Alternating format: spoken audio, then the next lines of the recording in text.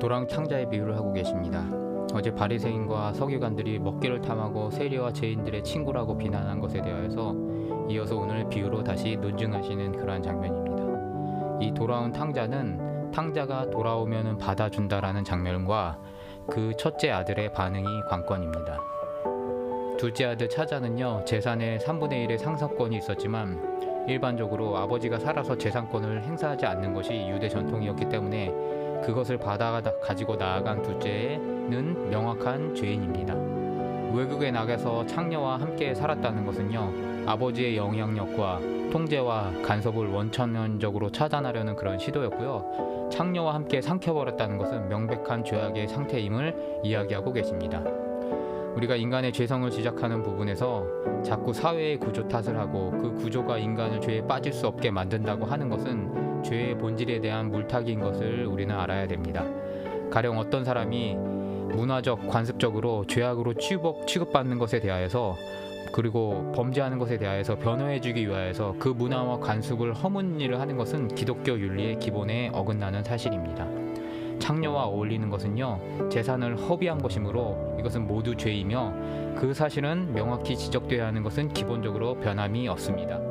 이 둘째 된 죄인 둘째 아들에 대한 어떤 변호도 예수님께서는 하고 계시지 않습니다.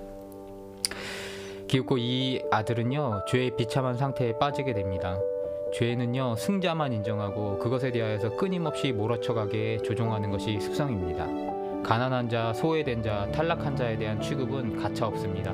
착취하고 나서도 돼지먹이조차 주지 않는 것이 죄의 비참한 현실 상태라는 것입니다.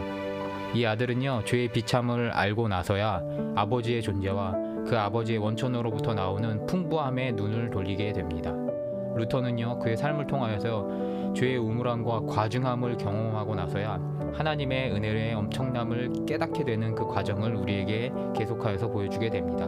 마찬가지로요, 이 탕자는요, 죄의 비관이 소망의 외침으로 변하게 되는 것을 우리에게 보여주고 있는 것입니다. 그리고 이 아들이 돌아오자 그 아버지는 변함없는 신실함으로 아들을 맞이하여 주십니다. 가정은요, 유일하고 마지막 안식의 장소입니다. 우리가 힘을 얻고 나아갈 피난처입니다. 그리고 그 가정의 주인 대신 성부와 성자의 주인 되심 없이는 우리의 삶에 안식이 없다라는 것을 오늘 성경은 이야기하고 있습니다. 이 모든 일련의 사건에 대한 첫째 아들의 항변이 다음으로 나타납니다. 그런데 놀랍게도 한글 원문에는 나타나 있지 않지만 큰 아들의 워딩이 문제였습니다. 이 큰아들은요, 그 아버지를 향하여서 이보시오 라고 그렇게 소리치고요, 동생을 동생이라고 인정하지 않고 이 아들, 당신의 그 아들이라고 이렇게 타자화해서 표현하는 워딩을 사용합니다. 가족이라면 쓸 수 없는 언어를 사용했다라는 것입니다. 인간에게 의의는 중요합니다. 사회 근간을 지탱하고요, 속고 속이는 야국 강식의 세계로부터요, 서로를 보호해줄 하나님께서 주신 최소한의 장치가 의의라는 것입니다. 그것을 추구하는 것은 옳습니다. 그러나 그 의의가 자기 의의가 되어서 자기 의의에 빠지게 되면은 그것이 바로 오늘 첫째 아들의 문제처럼 나타나게 된다는 것입니다. 이 첫째 아들은요, 자기 의의에 빠져서 이제는 자기에게도, 자기 아버지에게도 망랑하게 되고요, 동생도 타인이 되어서 둘 다 죽일 것 같은 그런 분노를 둘을 향하여서 표출하고 있었던 것입니다. 이 첫째 아들이 잊은 것은요, 그 유산도 원래는 아버지 것이며 심지어 그 아버지도 항상 그와 함께 있었고 그 아버지의 것도 다 자신의 것임, 그것을 망각하고 있었다라는 것입니다.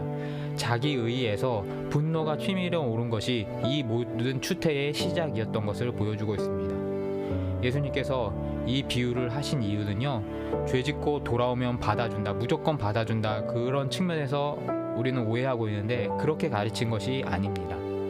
죄는 죄입니다.